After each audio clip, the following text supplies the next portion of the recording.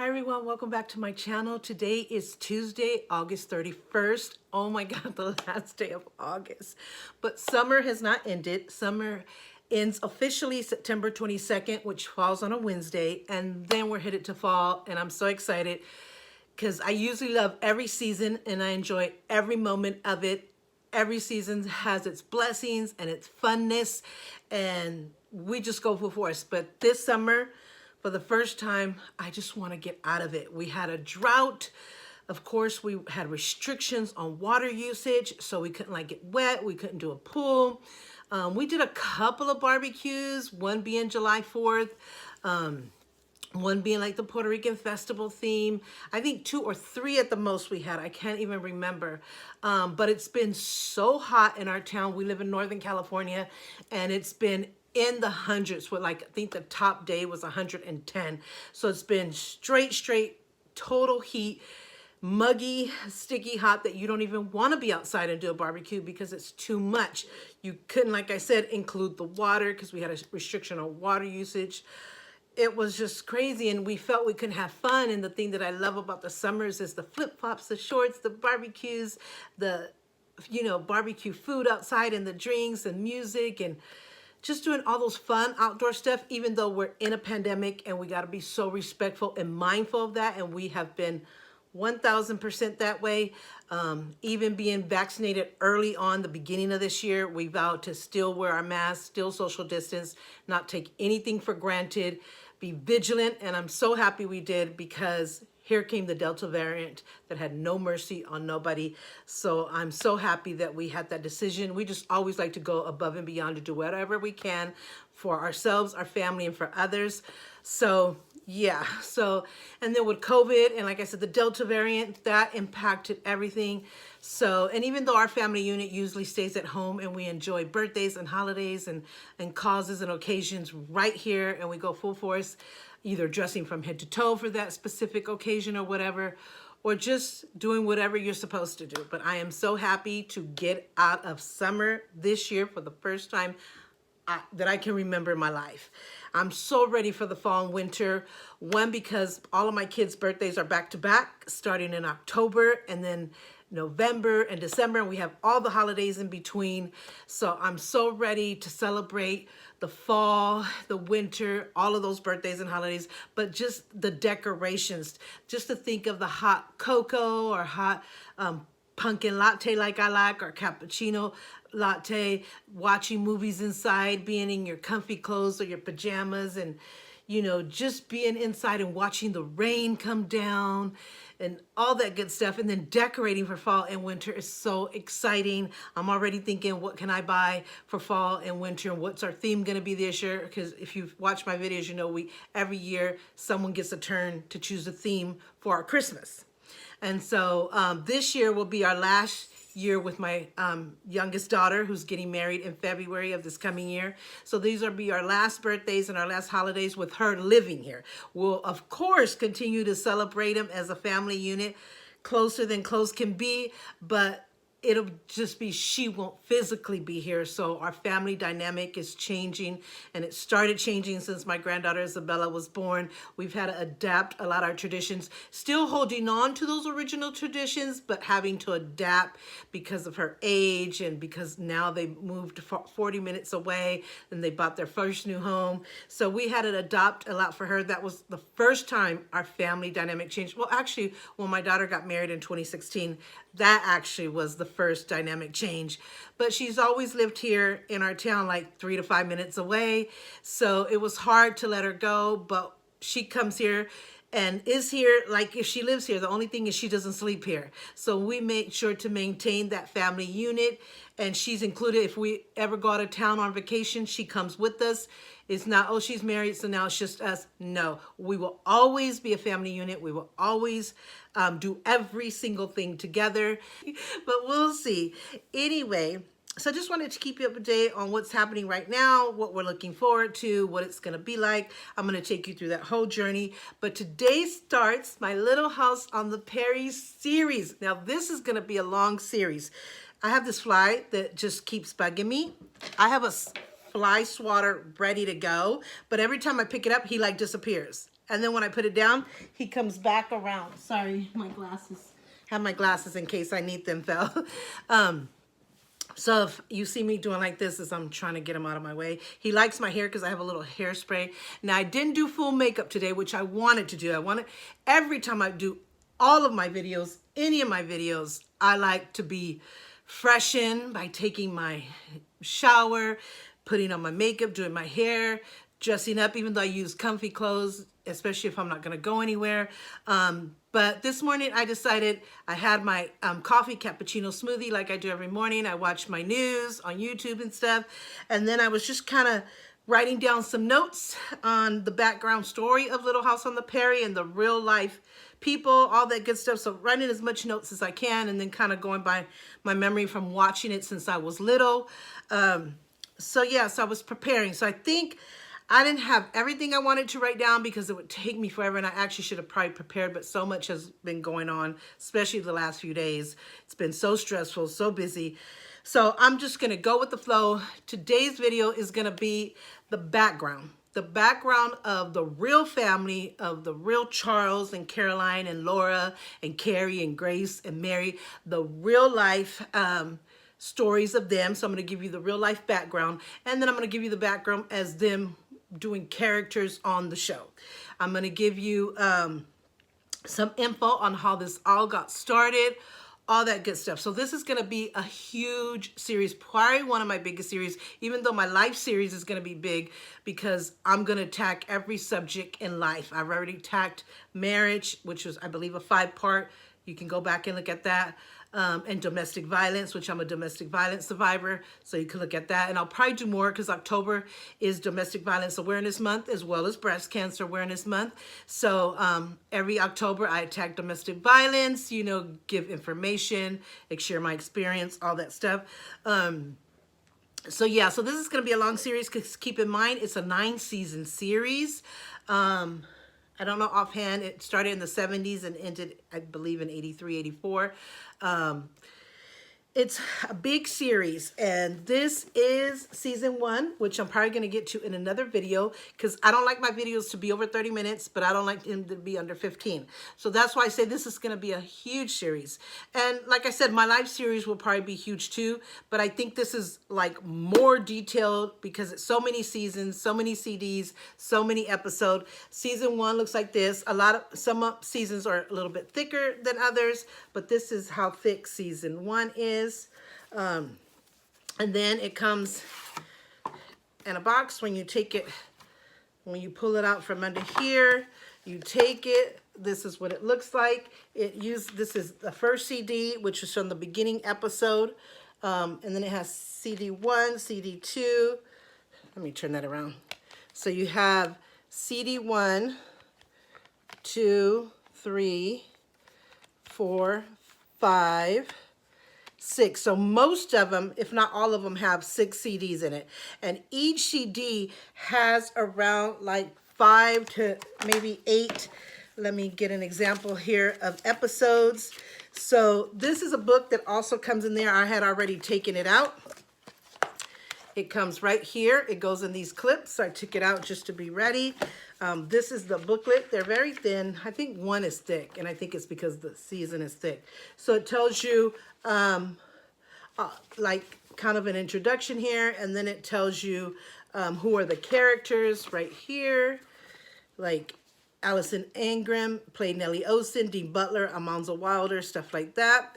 Then it goes in to tell you what is on season 1, the names of the episodes and what the episode is about. So if you want to kind of get an idea what it's about before you even see the CD, you can do that, and you can watch each one like me and my daughter have over and over and over again through the years, or you can pick and choose which ones sound good to you that you would like to watch first and then probably come back to the others. So this is season 1.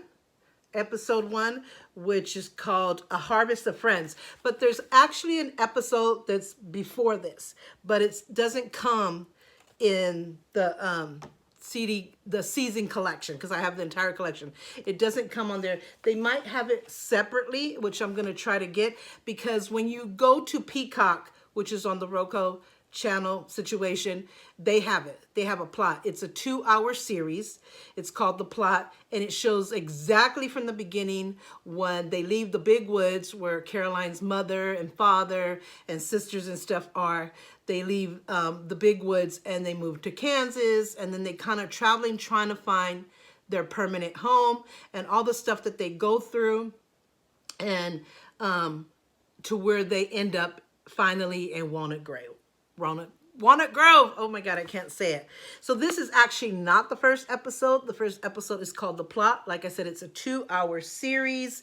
So that is the first one. But if you got the collection, you can go ahead and start from where they say the first episode. So disc 1, it'll tell you disc 1, what it has. So in the season collection, it has A Harvest of Friends. It tells you it was aired on September 1st, 1974. So that's when the first, according to this, was aired in 1974. And then it goes to the next episode, Country Girls, The 100-Mile Walk,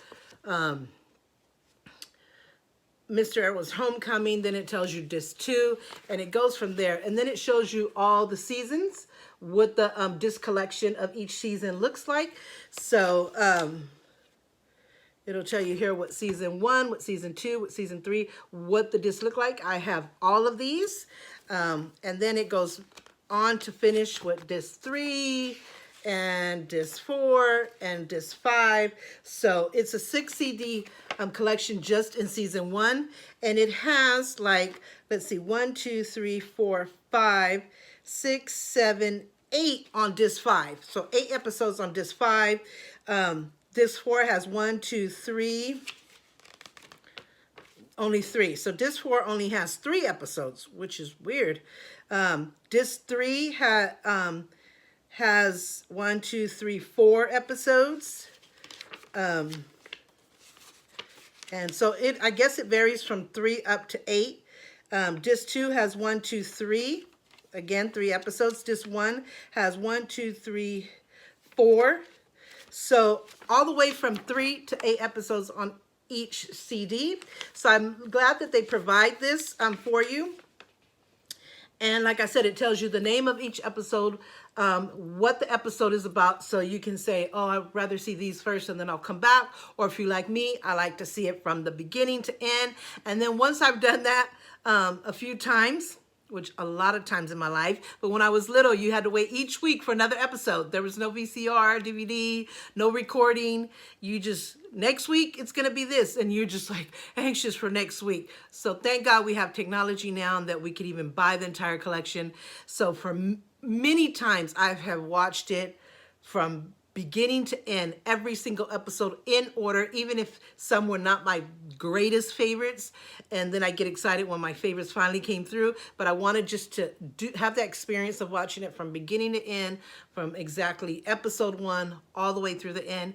And then now that I've done that so many times through the years, now I can pick and choose which ones I want. And I do have my favorites. So you'll see, I'll let you know as I go through each episode. But let me give you some background history about the Ingalls family. So this is a real life story about the Ingalls family. This is a true story, a true family. Some characters were added by Michael Landon just to appeal to the audience more, to give it more of a creative look, if you will. So there are some characters that were not in the real family of the Ingalls. And one of those was like Nellie Olson. She was created from 3 different people that was around the Ingalls family at that time.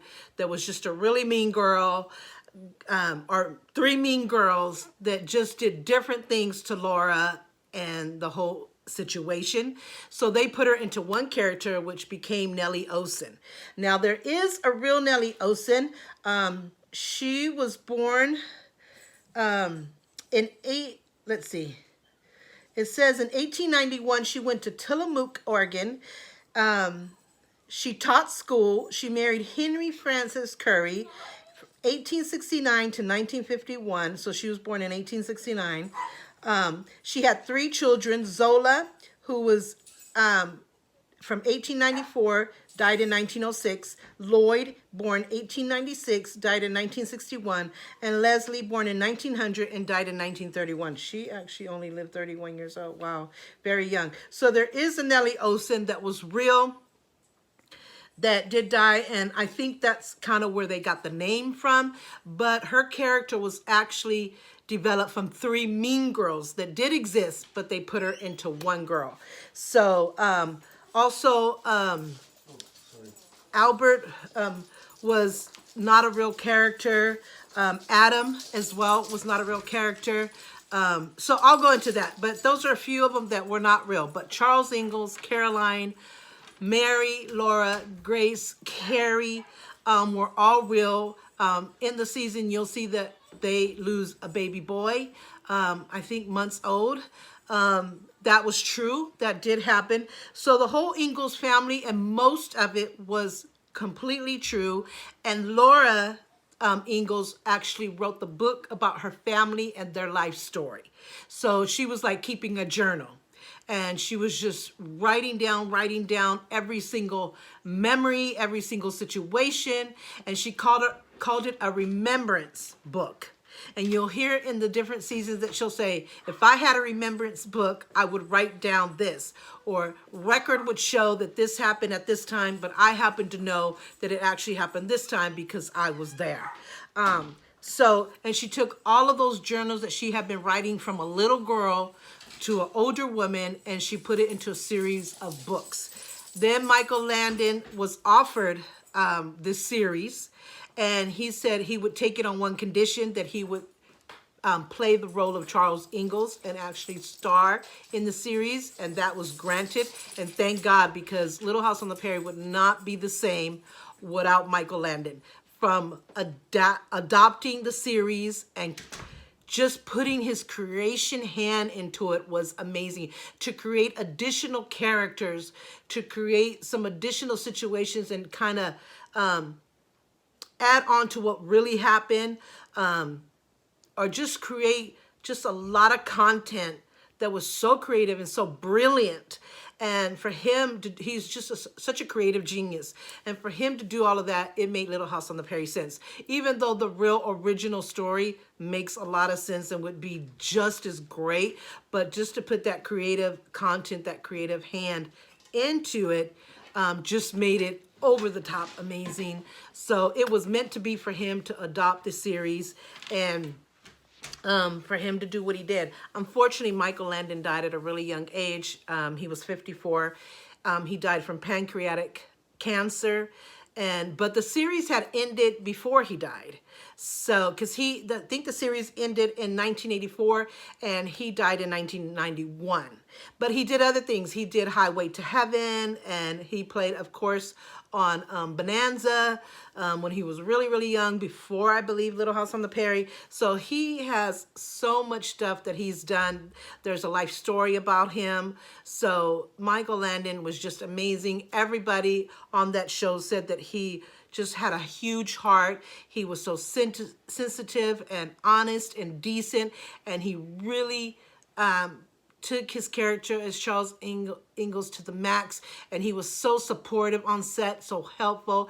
When people cried or made a mistake or just felt lost or affected by the episode, he stopped everything to console them and talk with them. He was just truly, truly a father figure. So he took Charles Ingalls' character to the max because of his own self, the way he was originally himself, and then added that to Charles Ingalls was just amazing. So thank God for Michael Landon. So sad that we don't have him anymore because he died really young, and there's just so much we could have seen from him and got from him. And I don't know if there would have been a reboot at one time or a reunion with, I just wish all of them were alive. A lot of them have died.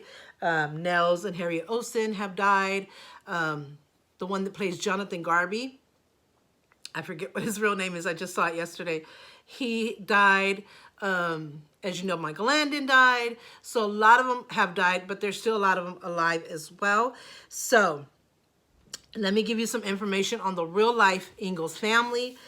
just brief, and I might throughout the series pour out more information as I go along and kind of go over each episode and remember something like, oh, the real Charles Ingalls did this compared to this in this season or what have you.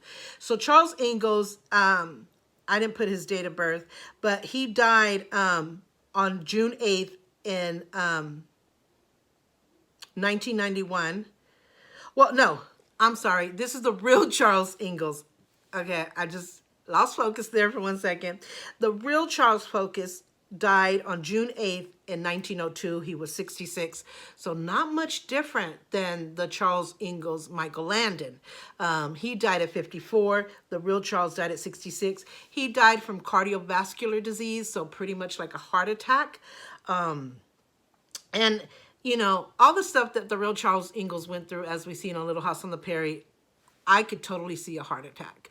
So, I mean, this man was so responsible and so family oriented and family dedicated and just did so much as far as working and providing and just emotional situations that he went through with Mary going blind, him losing his baby boy, months old, poverty, not knowing how they were going to survive, having to go away for a while to get income to provide for the family, the loss of his grandson, according to Little House on the Prairie. Mary's baby boy also died, even though Mary never had a real child in real life.